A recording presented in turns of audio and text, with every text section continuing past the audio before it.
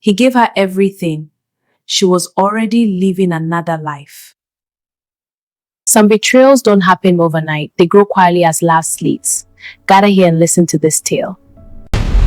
In the heart of Accra, there lived a man named Kwesi. Good job, good heart, good intentions. He did everything right, and she did everything behind his back. Let me tell you a story that happened in our times, in the bustling city of Accra, where tradition meets modernity, where the old ways dance with the new, and where love is tested like gold in the fire. This is the tale of Kwesi, a young man whose heart was pure as morning water, and the lesson he learned about truth, deception, and the wisdom to know the difference. The eye that has seen does not forget, the elders say. And by the time this story ends, Kwesi's eyes would see many things indeed. In the heart of East Legon, across gleaming neighborhood where the buildings reach for the sky and success wears designer shoes, there lived a young man named Kwesi Mensah. He was 35 years old, in what the young people call the prime of life, old enough to have wisdom, young enough to have energy, and successful enough to have options. Kwesi worked as a senior software engineer at one of Ghana's top tech companies. His office had air conditioning that actually worked, a blessing in Accra's heat, free lunch every Friday, and a salary that made his mother smile and his relatives suddenly remember they were family. When your pocket is full, even your shadow walks closer to you, as the saying goes. And indeed, Kwesi's success had attracted many shadows. But Kwesi was not interested in shadows. He was interested in substance. He was a serious young man, went to church every Sunday at the International Central Gospel Church, paid his tithes, supported his younger siblings' education, sent money to his mother in Kumasi every month without fail, and lived a life that would make any parent proud. He had one more thing that completed his picture of success, a fiancée. Her name was Eninam, which means, it is good for me in you. And for 3 years, she had seemed very good for him indeed. Oh, Eninam. She was a beauty, this one. Tall, with skin like polished mahogany, and a smile that could make even the toughest businessman forget his next meeting. She was educated, had studied at the University of Ghana, Legon, and she worked as a marketing executive for a telecommunications company. They had met at a wedding, where else do good Ghanaian relationships begin. Kwesi's friend was marrying Eninam's cousin, and as fate would have it, they were both at the singles table. You know the one, where all the unmarried people sit together while married couples whisper, look at them. When would they find sense and settle down? That first conversation was like music. They talked about everything, their dreams, their fate, their favorite watching spots, whether Accra traffic or Lagos traffic was worse, and their shared love of African literature. By the time the DJ played Diff Diff, they were already exchanging phone numbers. The courtship was beautiful. Kwesi was intentional, he wasn't playing games. He knew what he wanted, a God-fearing woman to build a home with, someone to be his partner, his friend, his companion in this journey of life. The one who wants to marry doesn't sleep, the proverb says. And Kwesi didn't sleep, he pursued Eninam with purpose, with respect, with clear intentions. After 6 months of dating, he asked her to be his girlfriend officially. After 1 year, he introduced her to his family. After 2 years, he spoke to her father about marriage intentions. And after 3 years, he proposed, a beautiful proposal at Lebody Beach, with candles arranged in a heart shape, and a ring that cost him 3 months' salary. She said yes. Oh, the joy. The Instagram post. The congratulations from friends. The planning began immediately. They set a date 1 year away to give them time to prepare properly. After all, a Ghanaian wedding is not a joke. You need time to arrange the traditional ceremony, the white wedding, book the reception hall, order the kente and lace, plan the menu, jollof rice is not negotiable, and make sure all the aunties are satisfied with the arrangements. Life was good. Life was very good. When the drums are beaten sweetly, no one remembers that the drummer's hands are in pain, they say. And indeed, Kwesi didn't see the pain coming. It started small, like most disasters do. Small like a crack in a wall that you ignore until the whole building starts to shake. Kwesi noticed that Eminem had become distant.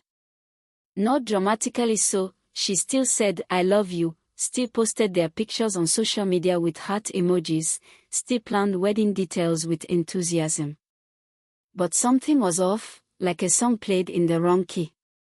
She became protective of her phone in a way she hadn't been before. It was always face down. Always on silent. And if it rang while Kwesi was nearby, she would step away to answer it. Who was that? Kwesi would ask casually. Oh, just work, or just my friend Akojua, or just my cousin. Always just something. Always just someone. Then there were the late nights at the office. More and more of them. Baby, I have to work late tonight. This campaign is killing me. Or oh baby, team dinner tonight. Don't wait up. Kwesi tried to ignore the small voice in his head, the voice that sounded suspiciously like his grandmother's, warning him that, when the chicken stops coming home at dusk, something in the bush is keeping it. But he loved Eminem. He trusted her. They were building something together. Surely, he was just being paranoid. Surely, this was just the stress of wedding planning and busy careers. The one who loves you will never make you feel crazy for asking questions, his grandmother used to say. But Kwesi was about to discover that some people make you feel crazy precisely because they're hiding something. Now, Kwesi had a best friend named Yo. They had known each other since secondary school at Prempeh College, had been through university together at Nost, and had remained brothers ever since. Yo was the kind of friend who would tell you when you had spinach in your teeth, when your business idea was stupid, and when your woman was acting suspicious. One Saturday afternoon, they were at Vienna City drinking Malta Guinness and watching football when Yo said carefully, "Charlie, I need to ask you something. And I want you to not be angry." Kwesi looked up from his phone where he was texting Eminem, who had cancelled their lunch date, again. "What is it?" "Eminem, are you sure everything is okay with her?" Kwesi felt his stomach tighten. "What do you mean?" Yo hesitated, then spoke. "I saw her last Tuesday evening at Skybar 25. She was with a guy. They looked very comfortable together." "Was it for work?" Kwesi asked, even though he already knew. Eminem had told him she was visiting her mother in Timeh that Tuesday. "Charlie." Yo shook his head. It didn't look like work. Her hand was on his arm. They were laughing. They looked like, you know. Kwesi felt something cold settle in his chest. "You're sure it was her?" "Yeah, Kwesi. I've known Eminem for 3 years. You think I can't recognize your own fiancé?" The messenger who brings bad news is often blamed for the news, the proverb warns. And indeed, Kwesi's first instinct was anger at Yo. "Why are you trying to destroy my relationship? You just don't want to see me happy." But Yo remained calm, like a rock in a storm. "My brother, if I wanted to destroy your relationship, I would say nothing and watch you marry the wrong woman. I'm telling you because I love you. What you do with this information is your choice." But the one who sees the snake and doesn't warn his brother wants his brother to be beaten. That night, Kwesi couldn't sleep. He lay in bed, staring at the ceiling, wondering if he was about to discover that his whole future was built on sand. Kwesi decided to do what any modern man would do when suspicious. He became a detective. Not in a healthy way, mind you, in the way that makes you check your phone at 3 a.m., analyze every word, and drive yourself slowly crazy. He started paying attention. Really paying attention. He noticed that every time Eninam said she was working late, her Instagram showed her checking in at places that were definitely not her office. Restaurants, bars, hotels. He noticed that she had a second phone, a small one that she thought he didn't see. But the eye of the lover sees what others miss, and Kwesi saw. He noticed that certain weekends when she said she was visiting her mother in Tema, her mother would call him asking, "Kwesi, how is Eninam? I haven't heard from her this week." The evidence was piling up like yams at the market. But Kwesi needed to be sure. He needed to see with his own eyes because the ear does not see, and the eye does not hear. He needed both. One Wednesday evening, Eninam told him she had a late meeting and wouldn't be able to do their usual midweek Bible study. "Baby, I'm so sorry. This client is so demanding. I'll make it up to you this weekend." "No problem," Kwesi said calmly, even though his heart was pounding like talking drums. "I understand." After they hung up, Kwesi did something he had never done before. He decided to follow her. Yes, my friends, it came to that. When you suspect your wife has hidden something in the room, you must search for it yourself, as they say. He borrowed your car because anyone would recognize his, put on a cap, and parked outside her office building. He felt ridiculous, like a character in a Nollywood movie. But he waited.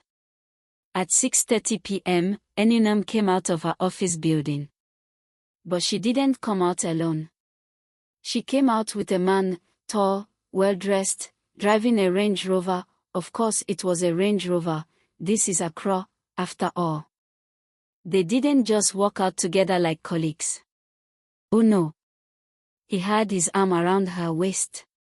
She was laughing up at him. And when they reached the car, he opened the door for her and kissed her. Not a friendly peck. A proper kiss. The kind of kiss that tells the whole world, "This is my woman." Kwesi felt like someone had poured ice water through his veins. His hands gripped the steering wheel so tightly his knuckles turned white. His breathing became shallow. His vision blurred with tears he refused to let fall. The truth is bitter, but it is better than sweet lies, the old ones say. And Kwesi was tasting that bitterness now. He followed them, because apparently, today he was all in on this detective business.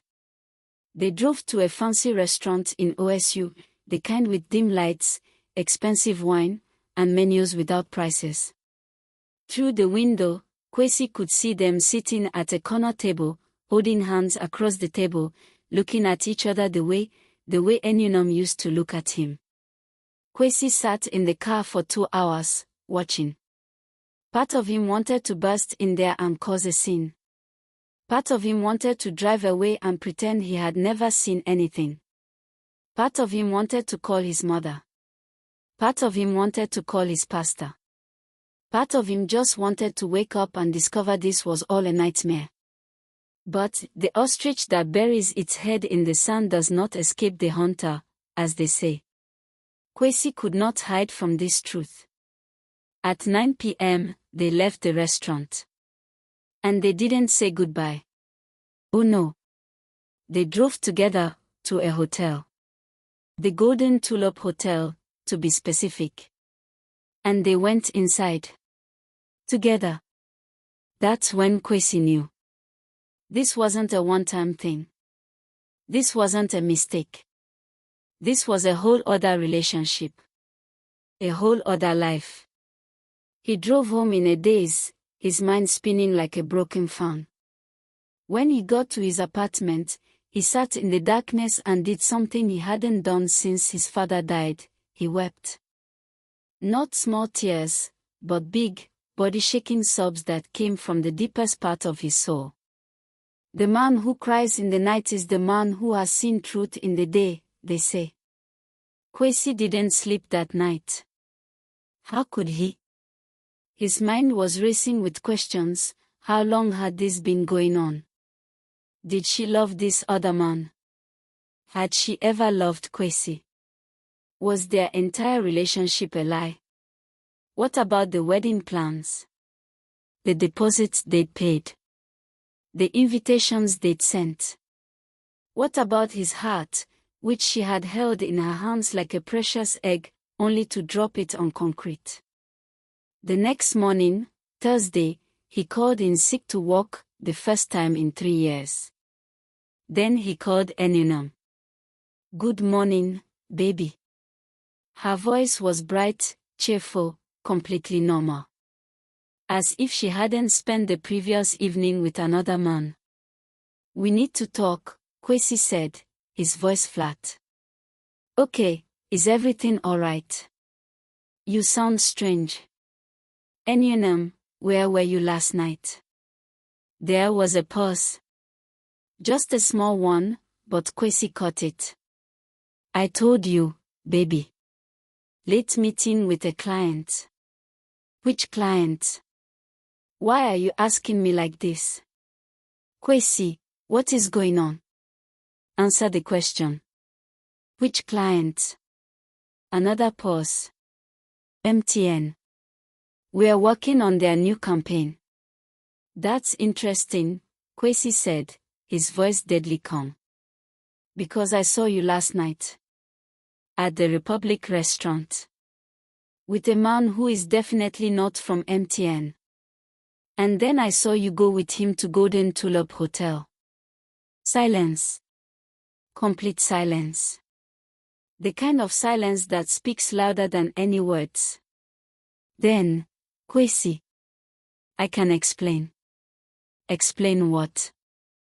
"Explain how you've been lying to me. Explain how you've been seeing another man while wearing my engagement ring. Explain how you've been planning our wedding while living a double life. Please, Eninam, explain. I'm dying to hear the explanation." "Kwesi, please, it's not what you think. It's not what I think." Kwesi laughed, but there was no humor in it. "Eninam, I saw you. I saw you kiss him. I saw you go to a hotel with him. What exactly am I misunderstanding?" He could hear her crying now. "Kwesi, I'm so sorry. I never meant for this to happen. I never meant to hurt you." The thief says sorry only when he is caught, Kwesi thought bitterly. How long, Eninam? How long has this been going on? More crying. Then, in a small voice, 3 years.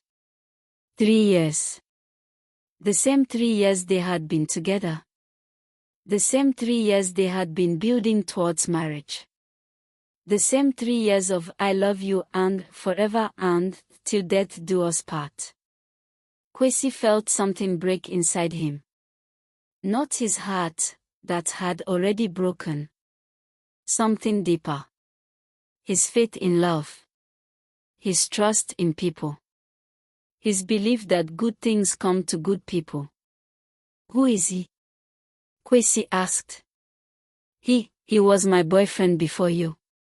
We broke up, but then we reconnected and it just happened.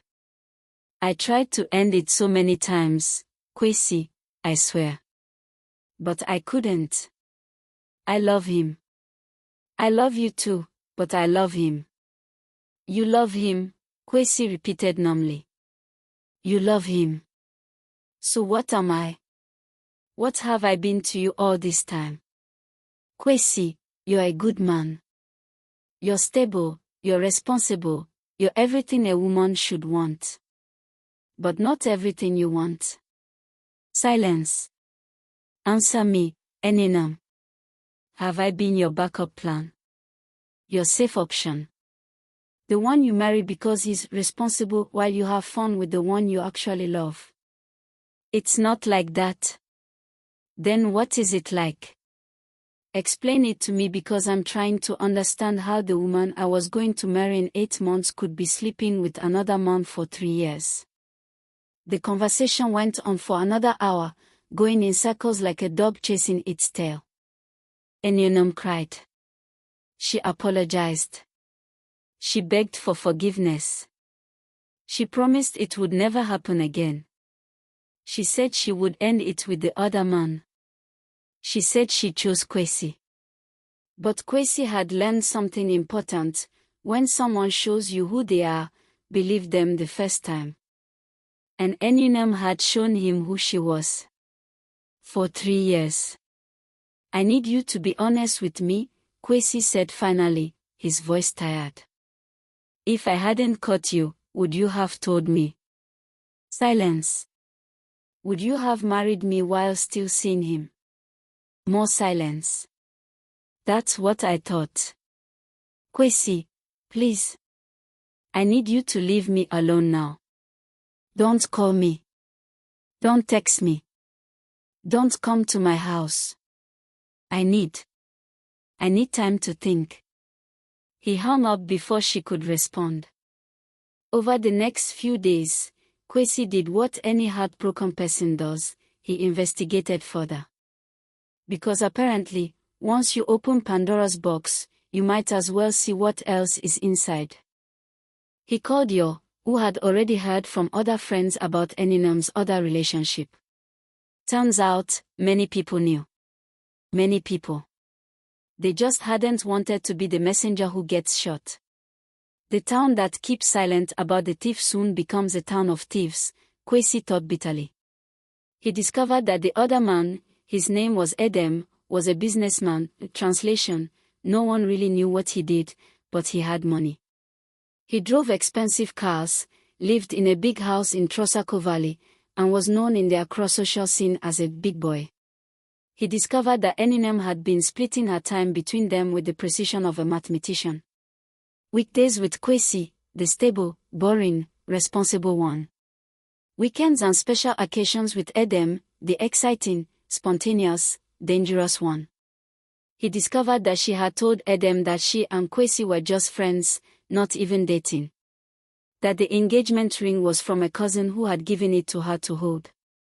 That she was single and available. The lies upon lies upon lies. One lie needs 7 lies to support it, as the proverb goes. And Eninam had built an entire mansion of lies. Now, my friends, here's where our story takes an interesting turn. Because 3 days after the confrontation, Eninam showed up at Kwesi's apartment. She looked terrible, eyes swollen from crying, hair undone, no makeup. She fell to her knees, yes, literally fell to her knees, in front of him. Kwesi, please. Please forgive me. I ended it with Edem. I chose you. You're the one I want to marry. You're the one I want to build a life with. Please, give me another chance. Kwesi looked down at her, and for a moment, he felt something stir in his chest. Pity. Love. The ghost of what they used to have. Why? He asked simply. Why should I forgive you? Because I love you. Because we've built something together. Because you know me better than anyone. Because. Did you love me yesterday when you were with him? Did you love me last month? Last year? Did you love me the day you said yes to my proposal while planning to see him that same weekend? Kwesi, I made a mistake. For 3 years. That's not a mistake, Eninam. That's a choice. You chose him every single time you lied to me. You chose him every single time you made me look like a fool. You chose him every single time you let me plan our future while you were living in the present with him. The monkey says that giving back the banana doesn't mean you didn't steal it, Kwesi said, quoting the old wisdom. You're only here now because you got caught. If I hadn't seen you, you would still be living your double life. Eninam had no answer to that. Tell me the truth, Kwesi said. Did you end it with him, or did he end it with you? She looked away. That's what I thought. He probably got tired of sharing you. Or maybe he found out about me and got angry. But you didn't choose me, Eninam. You got forced into this position. And now you're here trying to salvage what you destroyed. That weekend, Kwesi went home to Kumosi to see his mother. Mama Akojua was a woman of wisdom, having lived through 70 harvests and seen everything life had to offer, good and bad. She took one look at her son and knew something was deeply wrong. They sat under the big mango tree in the compound, the same tree where she had told him stories as a child, and Kwesi poured out everything. Mama Akojua listened without interrupting. When he finished, she was quiet for a long moment, then she spoke. My son, do you know why I named you Kwesi? Because I was born on Sunday, Mama. Yes, but do you know what it means to be born on Sunday? It means you are blessed. It means you are meant for good things.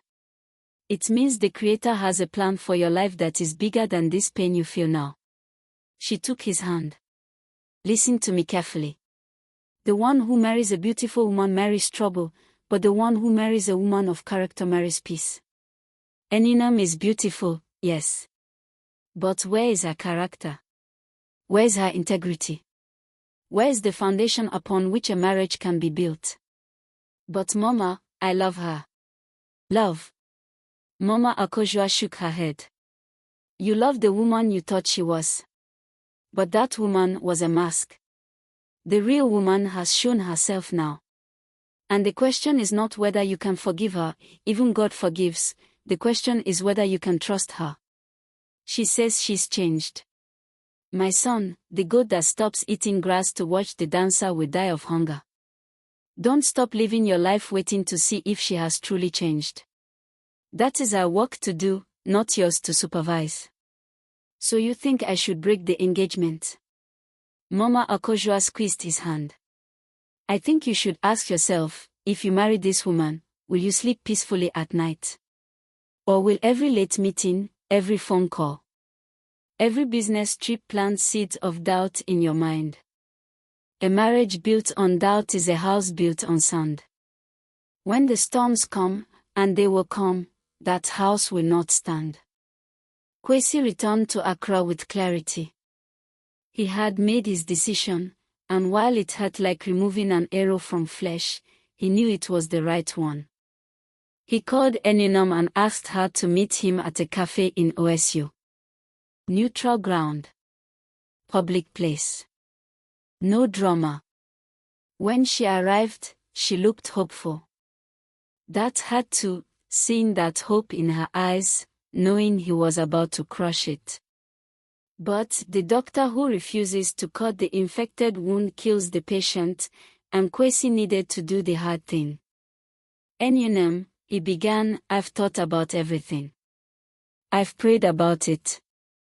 I've talked to people I trust. And I've made a decision. She leaned forward eagerly. I can't marry you. Her face crumpled. Kwesi, please. He held up his hand. Let me finish. I'm not saying this to punish you. I'm not saying this because I don't forgive you, I do forgive you, or at least I'm working on it. But forgiveness doesn't mean reconciliation. And trust takes years to build and seconds to destroy. You destroyed ours. We can rebuild it, she said desperately. Can we? Really? Every time you're late from work, I'll wonder. Every time your phone rings, I'll doubt. Every time you travel, I'll suspect. That's no way to live, Eninam. That's not a marriage, that's a prison. But we've built so much together. We've built lies together, Kwesi said gently. 3 years of lies. I thought we were building a foundation, but you were building a facade. And I can't live in a house that looks good on the outside but is rotten on the inside. He reached into his pocket and pulled out a small box. Inside was the engagement ring she had been wearing. She had sent it back to him through a friend, hoping he would give it back to her as a sign of forgiveness. This ring represents a promise, Kwesi said. A promise of faithfulness, of honesty, of partnership. You broke that promise before we even got married. And if you broke it when things were good, What happens when things get hard? When money is tight? When life gets stressful?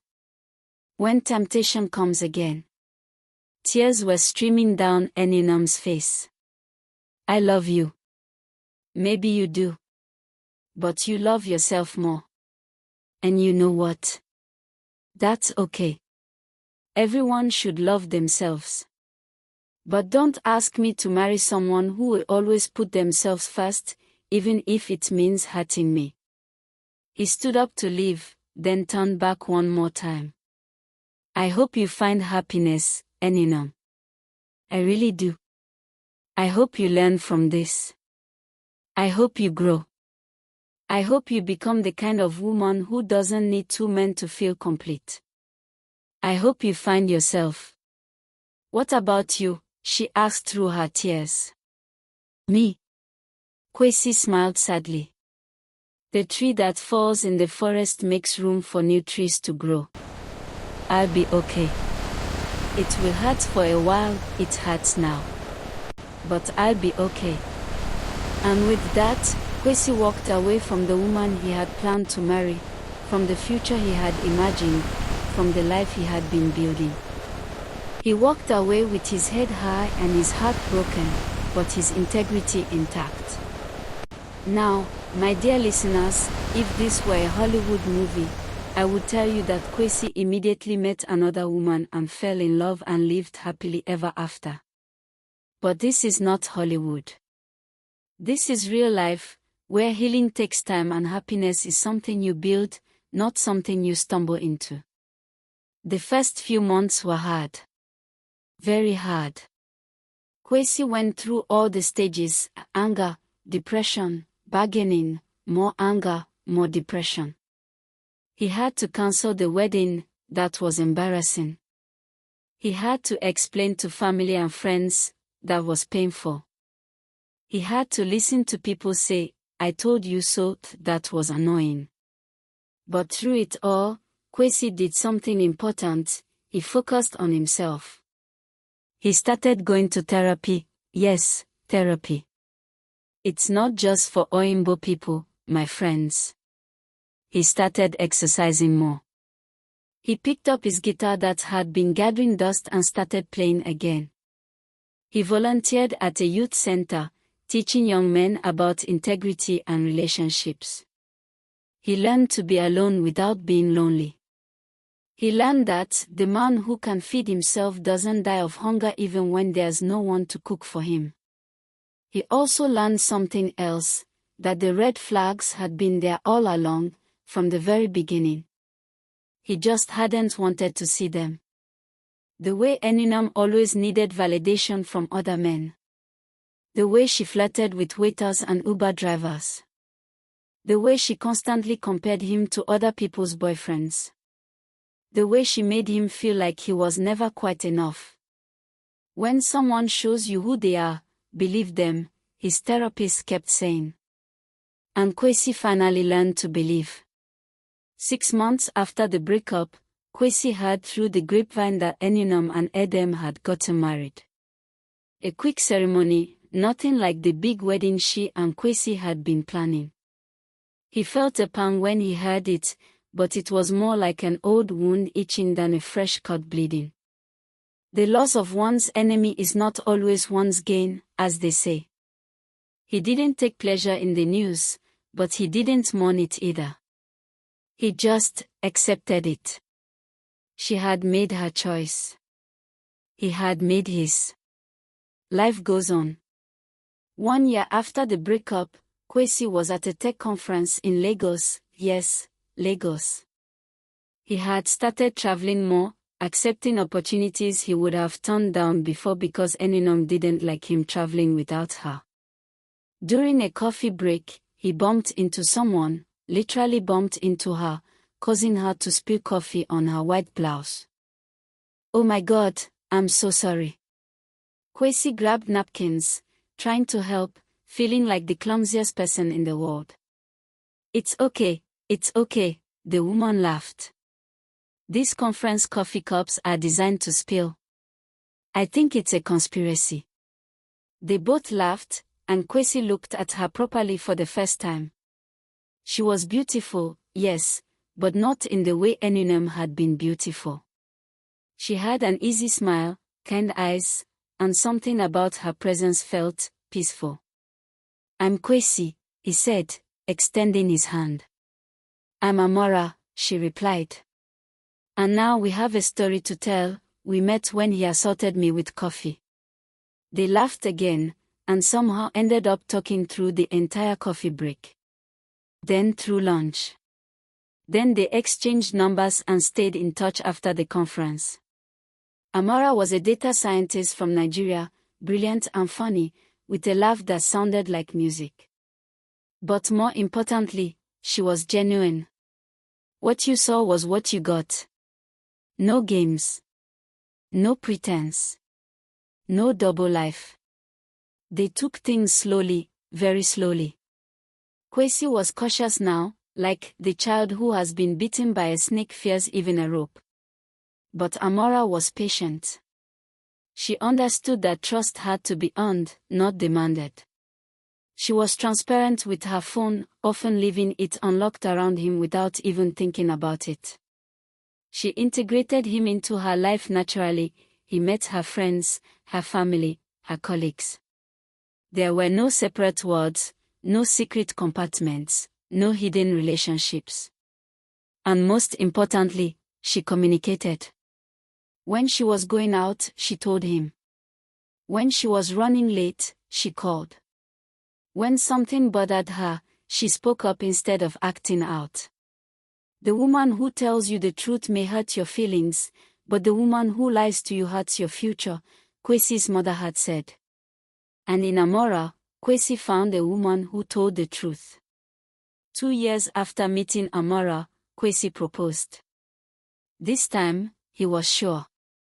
Not the naive sure of a young man in love with the idea of love, but the confident sure of a mature man who knows what he wants and, more importantly, what he doesn't want.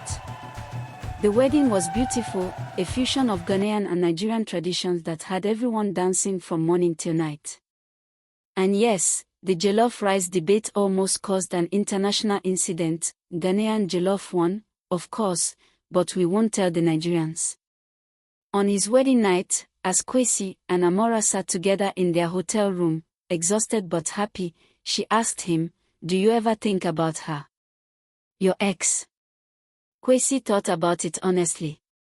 "Sometimes. Not because I miss her, but because I'm grateful. She taught me what I don't want in a relationship. She taught me to pay attention to red flags. She taught me that love without integrity is just an illusion. And most importantly, she taught me my worth." "The stone that the builder rejected became the cornerstone," Amora said softly. "Exactly. I thought that rejection was the end of my story, but it was actually the beginning of a better one." And so, my dear friends, we come to the end of Kwesi's tale. But before you go back to your own lives, let me share the lessons that wise Mama Akojua would want you to remember. First lesson: the one who marries character marries peace, but the one who marries beauty alone marries trouble. Choose a partner based on their integrity, not just their appearance or how they make you feel. Feelings change. Beauty fades. But character is forever. Second lesson: trust is like a clay pot. Once broken, you can glue it back together, but it will never hold water the same way. Yes, forgiveness is important. But some relationships cannot and should not be saved. Know when to walk away. Third lesson: the one who hides in the daylight is preparing to do evil at night. Pay attention to secrecy. Healthy relationships are transparent. If your partner is constantly hiding their phone, their schedule, their friends, or their activities, something is wrong. Fourth lesson: when people tell you someone is not good, listen. When you see evidence that someone is not good, believe it. When you ignore both and suffer, blame only yourself. Kwesi's friends tried to warn him. His own instincts tried to warn him. but he ignored the signs because he wanted the relationship to work. Don't ignore red flags, they are red for a reason.